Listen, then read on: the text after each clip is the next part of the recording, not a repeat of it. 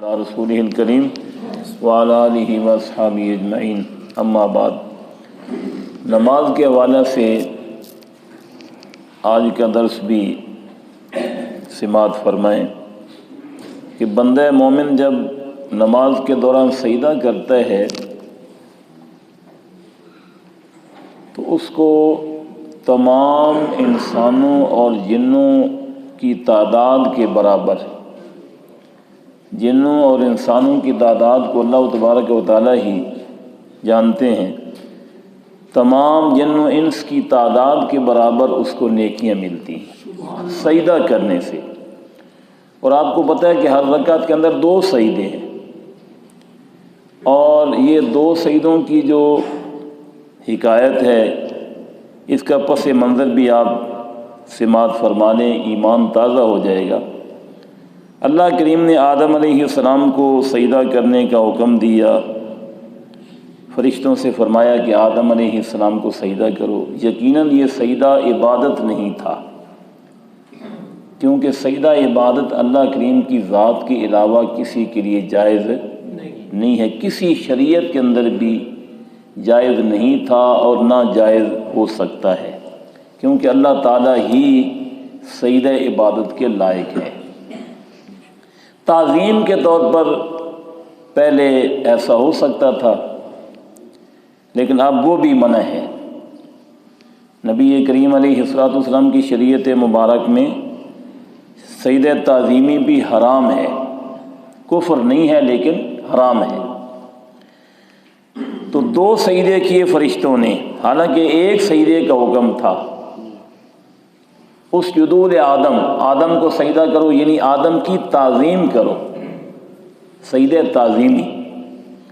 تو فرشتوں نے سجدہ کیا حکماً، اور جب دیکھا پہلے سجدے کے بعد سر اٹھا کر تو ابلیس اکڑا کھڑا تھا اور سجدے سے انکاری ہوا کھڑا تھا۔ تو دوسرا سجدہ شکر کیا فرشتوں نے، یا اللہ تیرا شکر ہے تو نے ہمیں اپنے حکم پر جھکنے کی توفیق عطا فرمائی، اور شیطان نافرمان ہو گیا۔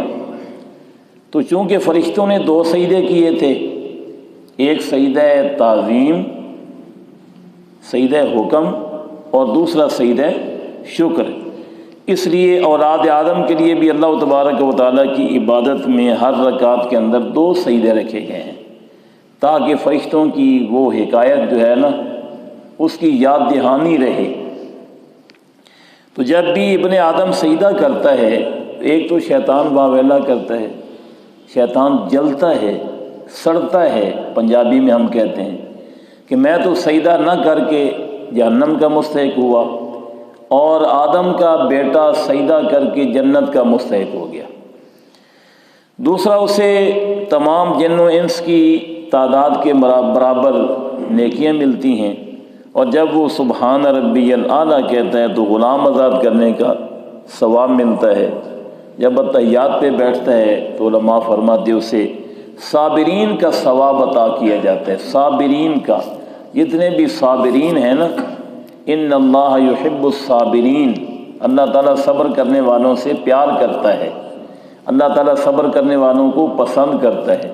تو اتحیات بیٹھنے پر نمازی کو تمام صابرین کے صبر کا ثواب ملتا ہے، تمام صابرین کے صبر کا ثواب ملتا ہے۔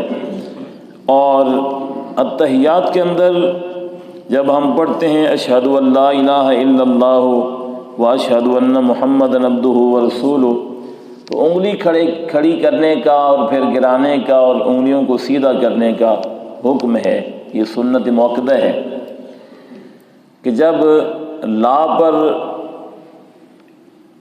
آئیں تو انگلی کو اٹھائیں اور الا پر گرا دیں، جب لا کے قریب آئیں تو انگلیوں کا حلقہ بنائیں، شہادت کی انگلی کو اٹھائیں اور الا پر اس کو گرا دیں۔ یہ بڑا مطلب کہ نا تجربہ کرنا پڑتا ہے، اکیلے بیٹھ کر بندہ تجربہ کر سکتا ہے چونکہ ٹائم بہت مختصر ہوتا ہے۔ تو نبی کریم علیہ الصلوۃ والسلام نے فرمایا کہ شیطان کو کوئی بندہ تلوار مار دے نا یا نیزہ مار دے تو اس کو اتنی تکلیف نہیں ہوگی جتنی نمازی کے اس انگلی اٹھانے سے اس کو تکلیف ہوتی ہے. ٹھیک ہے نا جی. جب نمازی نماز کے دوران اشہد ان لا الہ الا اللہ یہ الفاظ ادا کرتے ہوئے شہادت کی انگلی اٹھاتا ہے تو اس کو تلوار اور نیزے سے بھی زیادہ تکلیف ہوتی ہے. تو یہ عمل بھی ہمیں کرنا چاہیے تاکہ شیطان کو تکلیف پہنچے اور ہمیں اللہ تبارک و تعالیٰ کی بارگاہ سے ثواب ملے.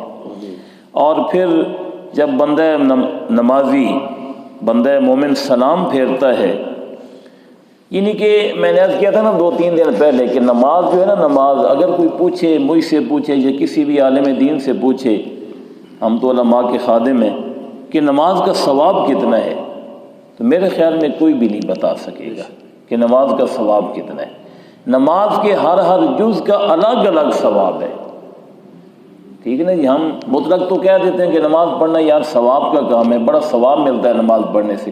اب کتنا ثواب ملتا ہے یہ رب العالمین ہی بہتر جانتا ہے کہ تکبیر تحریمہ کہنے کا کتنا ثواب ہے، قیام کرنے کا کتنا ثواب ہے، رکوع کرنے کا کتنا ثواب ہے، قومہ کرنے کا کتنا ثواب ہے، سجدہ کرنے کا کتنا ثواب ہے، جلسہ کرنے کا کتنا ثواب ہے، تحیات بیٹھنے کا کتنا ثواب ہے، کلمہ شہادت میں وہ انگلی اٹھانے کا کتنا ثواب ہے. اور پھر فرمایا علماء کرام نے کہ جب بندہ نمازی سلام پھیرتا ہے السلام علیکم ورحمۃ اللہ، السلام علیکم ورحمۃ اللہ دائیں بائیں، تو اس کے لیے اللہ کریم کی طرف سے جنت کے 8 دروازے کھل جاتے ہیں اور اس کو اختیار دیا جاتا ہے کہ جس دروازے سے چاہے جنت میں داخل ہو. تو نماز بہت ساری جو ہے نا نیکیوں کا اور بہت سارے اجر و ثواب کا مجموعہ ہے. ہمیں نماز کو اپنا لینا چاہیے اور نماز کو اپنانے کے ساتھ ساتھ نماز کی درستی بھی کرنی چاہیے کہ ہم صحیح طریقے سے نماز ادا کریں تاکہ ہمیں مکمل ثواب اللہ تبارک و تعالیٰ کی بارگاہ سے حاصل ہو. اللہ تعالیٰ ہم سب کو ایسا کرنے کی توفیق عطا فرمائے. وآخر دعوانا الحمدللہ رب العالمین.